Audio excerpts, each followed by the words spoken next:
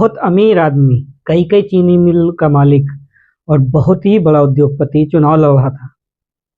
और उसने कहा कि हम कांग्रेस के खिलाफ गांव में चुनाव लड़ेंगे।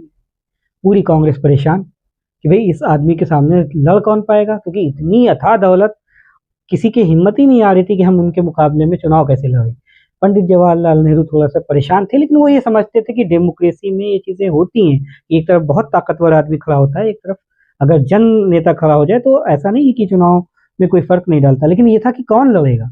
तो रफ़ी साहब से वो अपनी चिंता ज़ाहिर करते हैं, ऐसा कैंडिडेट हो जो उस उद्योगपति के सामने कम से कम पर्चा तो भर सके। तो रफ़ी साहब कहते हैं, आप बिल्कुल इत्मीनान रखिए, हम एक कैंडिडेट देंगे।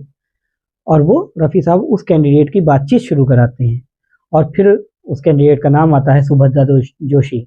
हर आदमी हैरत करता है, ये लड़की तो कभी चुनाव नहीं लड़ी है, कितनी कमज़ोर सी है, ये कैसे उसका मुकाबला करेगी? रफ़ी साहब कहते हैं, आप भाई इस नाम पे मोहर लगाओ। नेहरू जी कहते हैं, जैसा आप बेहतर सोच रहे हैं वो करिए। तो सुभद्रा जोशी के नाम पे एक मोहर लगती कि भाई से उनके मुकाबले चुनाव लड़ेंगे। रफ़ी साहब पूरे चुनाव की कमान संभालते हैं और वो एक ऐसा माहौल बना देते हैं एक हफ्ते में कि सुभद्रा जोशी के बारे में और कि कांग्रेस की क्या स्ट्रेटेजी है, वो क्या करने जा रही है, हम एक माहौल बन जाता है।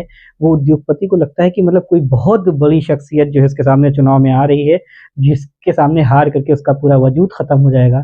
वो आते आते जब सुभद्रा जोशी का नाम ये होता कि सुभद्रा जोशी पर्चा भरने आ रही, तब तक वो उद्योगपति चलते हो जाते हैं और इस तरीके से सुभद्रा जोशी पहली सांसद वहां से हो जाती हैं। तो ये एक स्ट्रेटेजी होती है, ये एक तरीका होता है कि कैसे चुनाव में एक बहुत बड़ी पर्सनैलिटी से लड़ा जाए।